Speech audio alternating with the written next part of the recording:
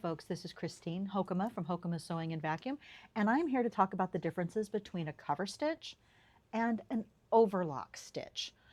Our baby lock sergers are behind me, and my Applaud and my Euphoria are both cover stitch machines.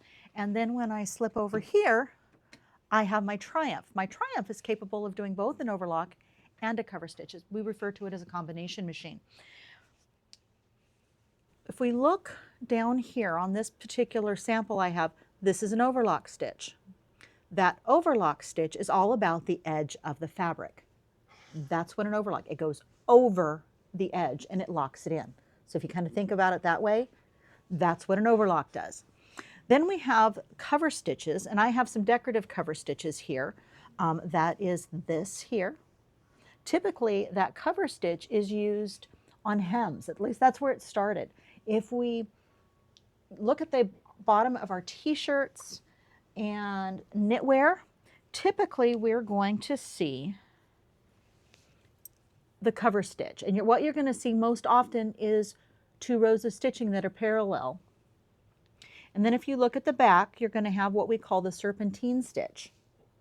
Okay? It's simply the back side of the cover stitch. And what that serpentine stitch is doing is if we've done it correctly, it is covering the edge of the fabric from our hem. So we don't have that raw edge floating out here. And that's where it gets its name. It's covering the fabric in the hem. Now, these are designed to be very stretchy, and the stitch is very stretchy. The sergers were originally designed to work with knits, although you can absolutely use them on wovens. In fact, I do quite a bit. But you can notice it gets the stretch.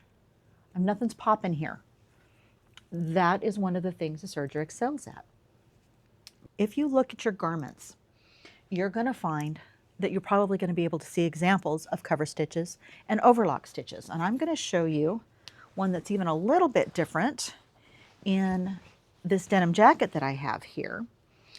And they've used it in construction, but they've actually used both. This is a bit of a safety stitch. What we have here is the overlock, and what that is doing primarily is it's controlling all of the raveling that the denim might want to do with washing on the edges. But if I also look at it, I've got 2 rows of needlework, and then I have this extra line right here. That's what makes it a safety stitch. That's actually a cover or chain stitch, and that feature, and that's done all at the same time. And that's the beauty of the combo machines. If you have a combo machine, you can do both an overlock and a chain stitch at the same time. And when we do it all at the same time, we call that a safety stitch, and that is going to give us the absolute strongest stitch possible. Something that you may not know about sergers is that they're faster than sewing machines. It takes about 1/3 of the time to do what we do with a serger than what it takes to do with a sewing machine, because a serger cuts, finishes, and sews all in one shot. Those are all separate steps that we would have to do with a sewing machine, but we can do it all in one step with our sergers. Now, some other things we get to do with our sergers that you may not be aware of. Now, this obviously isn't a garment. It's just a little satchel or a little handbag. These were actually originally designed to be a little tablet holder. But we've done some decorative work, and we've done that with the different threads we've used.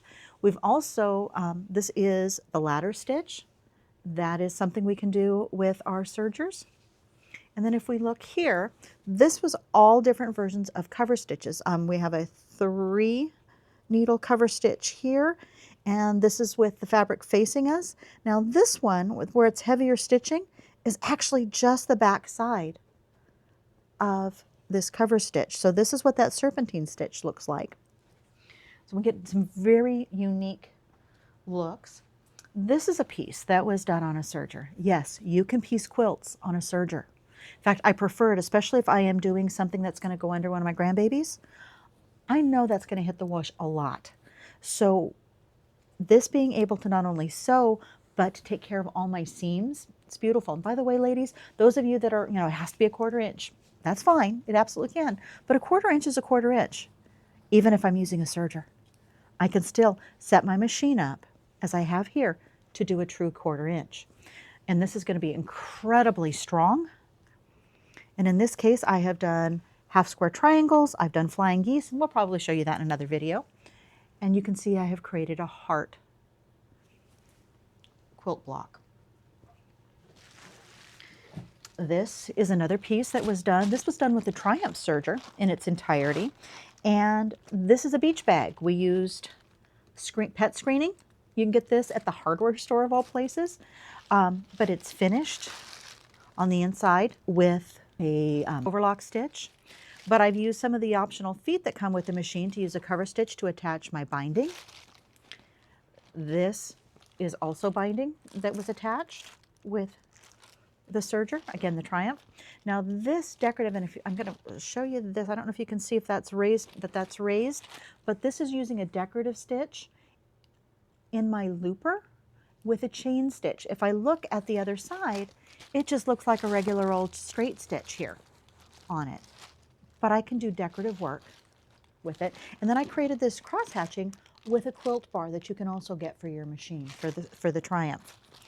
And then we have the wave stitch, which is what was used to create the decorative handles. Again, one machine that does all of those things.